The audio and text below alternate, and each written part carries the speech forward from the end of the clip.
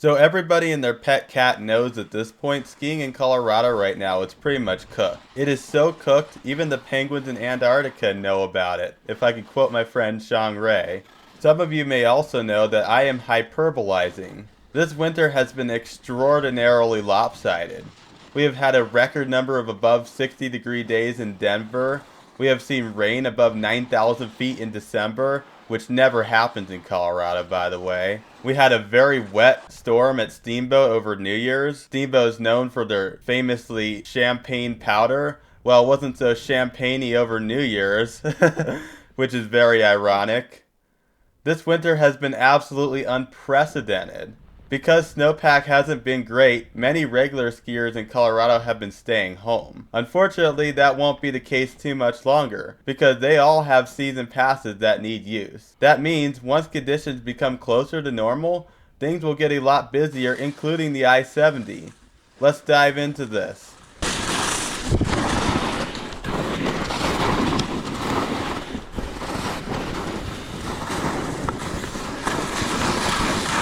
What is going on, everybody? I hope y'all are having a happy Friday. This Friday is a happy Friday because the playoffs for the NFL are about to begin.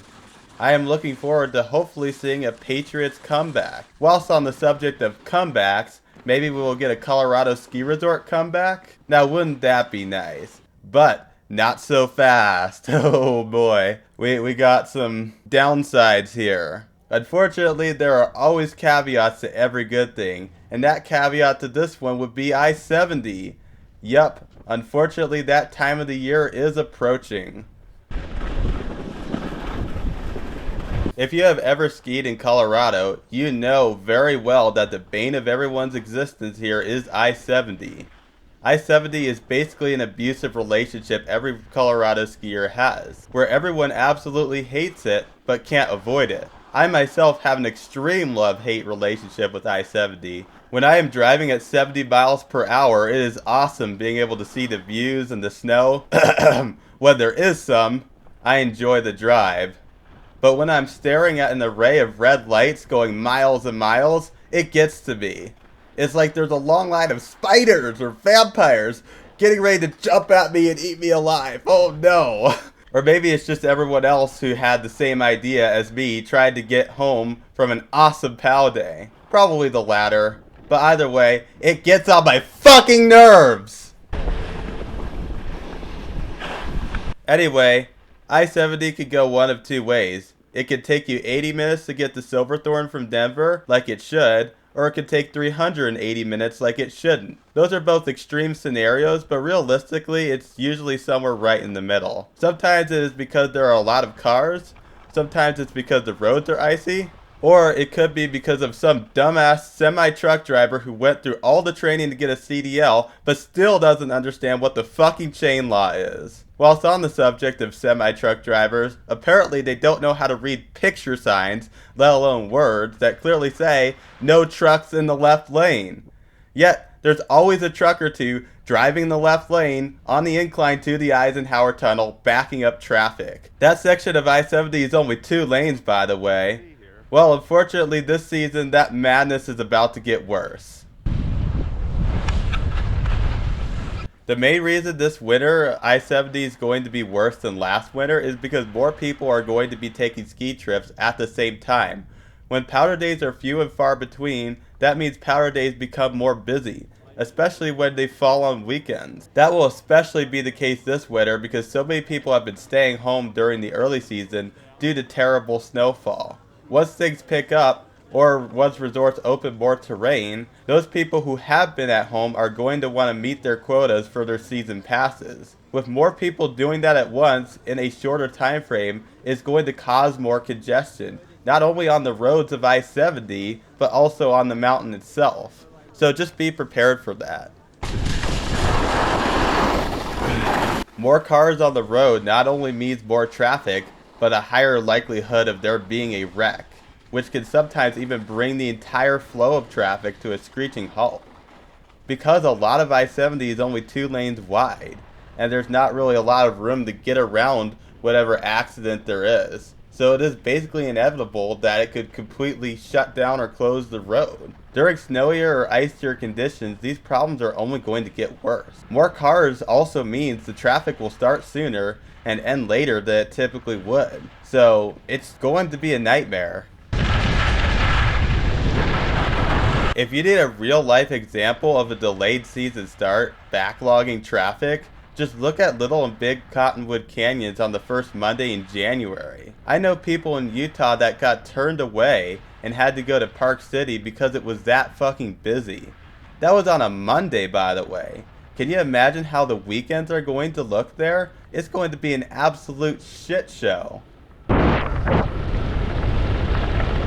There are also other factors other than cars and snow that will contribute to these traffic problems, such as the Floyd Hill project that has been going on for a couple of seasons now, but it is a lot more disruptive this season as the layout has changed quite a bit. So that is going to play a major role in I-70 now.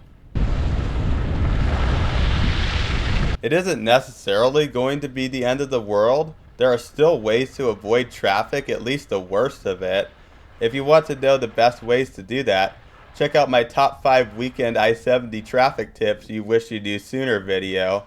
Yes, that is a shameless self-promotion, but I truly believe that this is the best video advice there is out there because I am a local who has spent a lot of time on that road. Those pieces of advice will come into absolute clutch when the worst of the worst comes.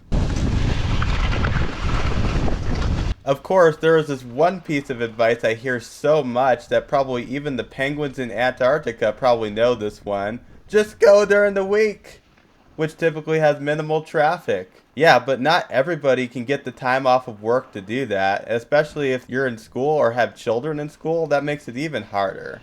It would be great if employers could be more like European employers where they actually give people a reasonable amount of vacation time. But this is America, baby, where it is much more important for rich people to stay rich than for working people to enjoy a ski day. That is why the traditional weekend warrior is so popular around here. Anyway, that is a subject for another video, but this is one of the big issues that contribute to I-70 traffic as well as ski resort crowding. It would also help if we had viable public transit, which is also a subject for another video, but once again, something else that is contributing to the problem. Yo, on second thought about that whole just ski during the week argument, you might as well just change the argument to just go buy a house in the mountains. Because literally, that's pretty much almost the same thing. You know, something that very few people can do. Anyway, I'm done yapping for that subject. Hopefully the Colorado comeback will come, and we can get some nice days at the East Walladay Basin and the Mary Jane Shoots at Winter Park and all that good stuff. We got a bit of a ways until that, if that even happens. But until then, let's play it smart and do our best to either avoid or deal with I-70 traffic. Definitely go check out my other video for advice. I think it is very good advice as well. It is probably the most authentic I-70 video out there, as I am a weekend warrior myself and I don't live a life full of privilege to be able to just go when it is not busy. I am a working member of society just like everybody else is, and there is nothing special about me. Anyway, I hope you all enjoyed. Please join my Discord server down below, and I will see you all next time. Peace out.